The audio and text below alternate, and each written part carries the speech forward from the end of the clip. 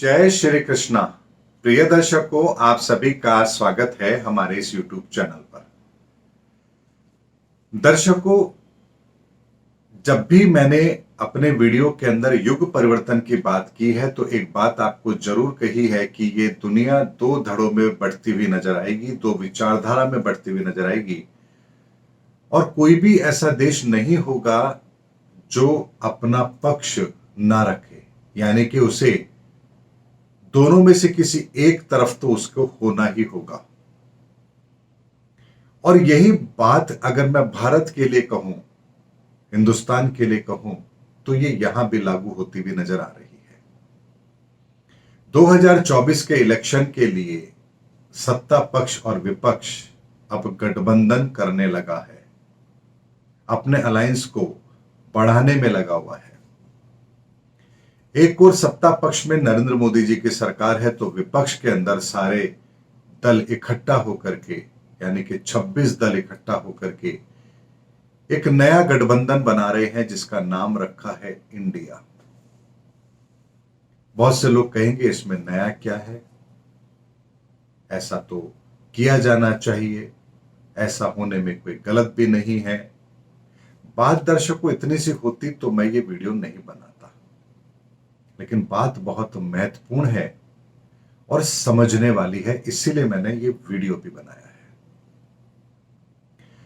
दर्शकों, ये जो परिवर्तन का समय है, ये युग परिवर्तन का समय विचारधारा के परिवर्तन का है। विचारधारा अर्थात हम किस चीज को किस तरीके से लेते हैं। आप देखिए कि 26 दल एक तरफ है और इससे भी ज्यादा दल भारतीय जनता पार्टी के साथ में है। उनकी भी कल बैठक हुई थी। क्या आपको इतने दलों के नाम भी याद हैं? यानी कि जो 26 दल विपक्ष के साथ जुड़े हुए हैं उनके नाम, और जो उससे भी ज्यादा भारतीय जनता पार्टी के साथ है उनके नाम। यानी कि आपको आश्चर्य भी होगा कि 70 से ज्यादा या 60-70 से ज्यादा दल भारत के अंदर, राजनीतिक दल दो धड़ों में बटे हुए नजर आ रहे हैं। एक वो जो सत्ता पक्ष के साथ, एक वो जो विपक्ष के साथ है। यानी तीसरे की कोई गुंजाइश ही नहीं है। ये बिल्कुल वही है जैसा शनि चाहते हैं। यानी इंसान को पहले दो विचारधाराओं में वो जरूर बांटेंगे कि पहले आपको चुनना पड़ेगा कि आप इधर हैं या इधर हैं। कौन धर्म के पक्ष में है, कौन अधर्म के पक्ष में है, इसका फैसला भविष्य करेगा। लेकिन पहले इंसान को तो तय करना पड़ेगा, राजनीतिक दलों को तय करना पड़ेगा कि वो इस तरफ हैं या इस तरफ हैं। उसके बाद में एक बात आती है कि अलायंस का नाम रखा गया इंडिया। इंडिया किसका प्रतीक है?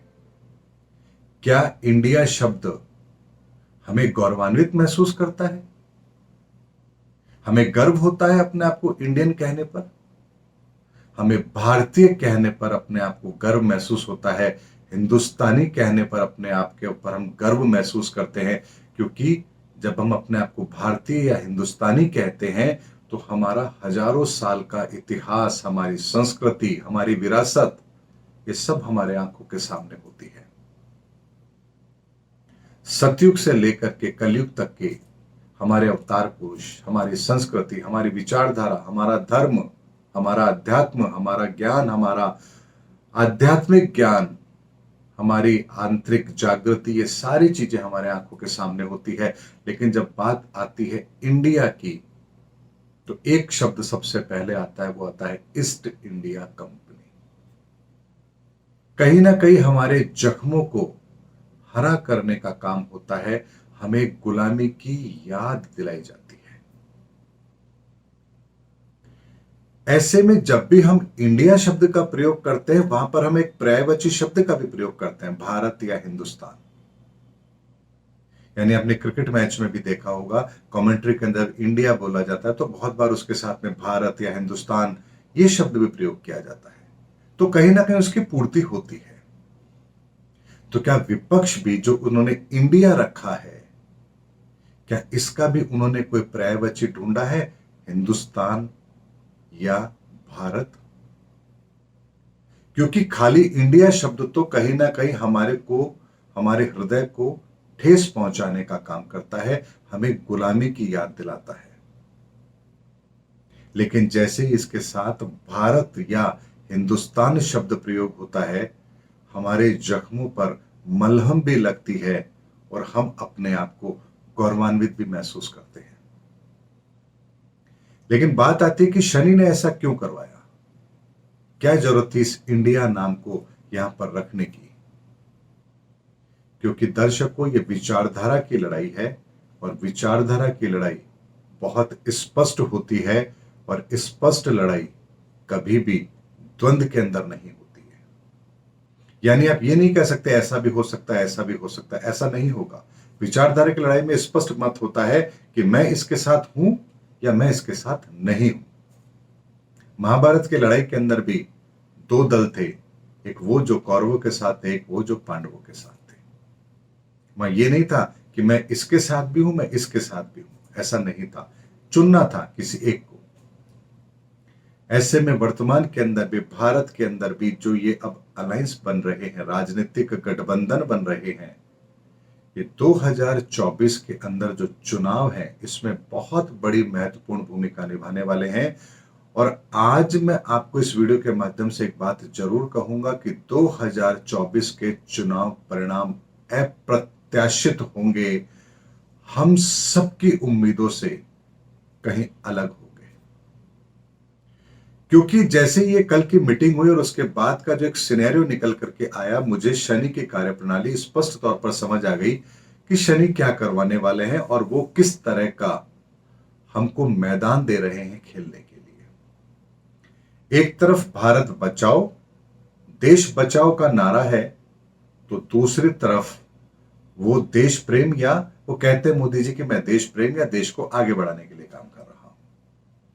कौन सही है, कौन गलत है, इसका आकलन हम सब अपने व्यक्तिगत स्तर पर करेंगे। ये वीडियो में कहने का माध्यम नहीं है।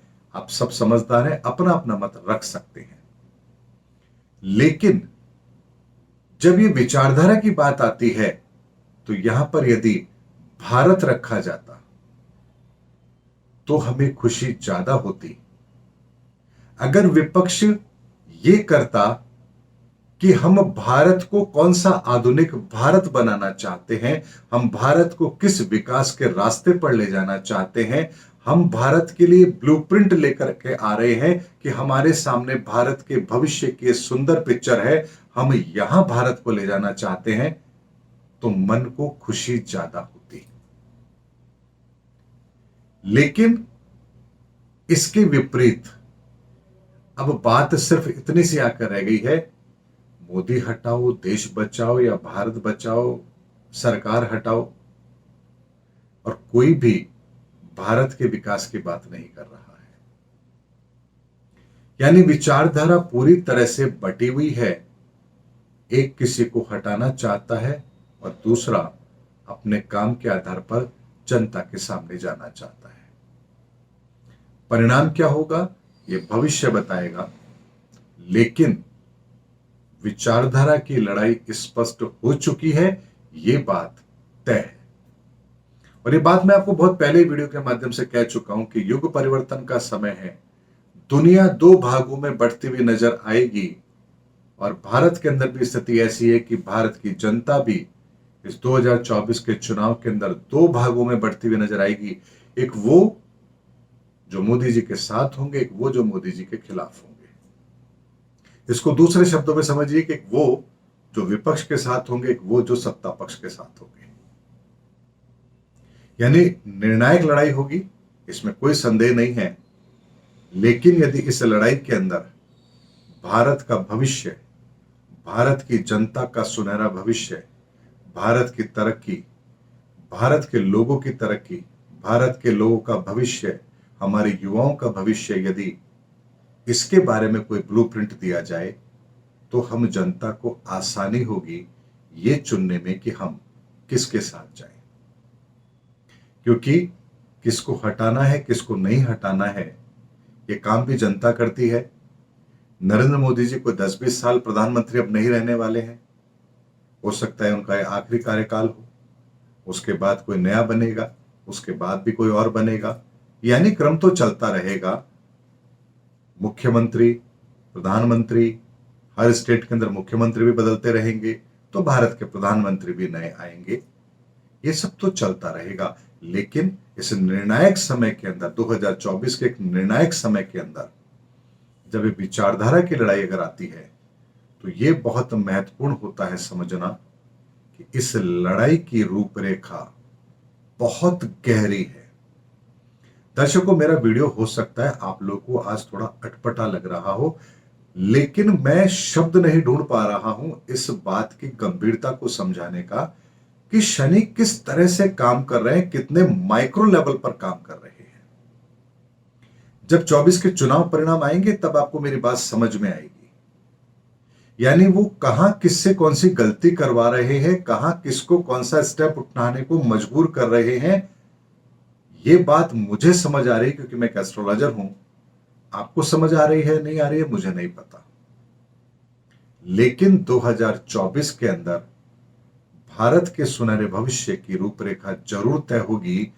ये बात कल की मीटिंग जो हुई है भारतीय जनता पार्टी विपक्ष की, उससे ये बात तय हो गया है कि हार जीत एक तरफा होगी 2024 के चुनाव में, चाहे कितने ही गठबंधन इस तरफ बने या उस तरफ बने।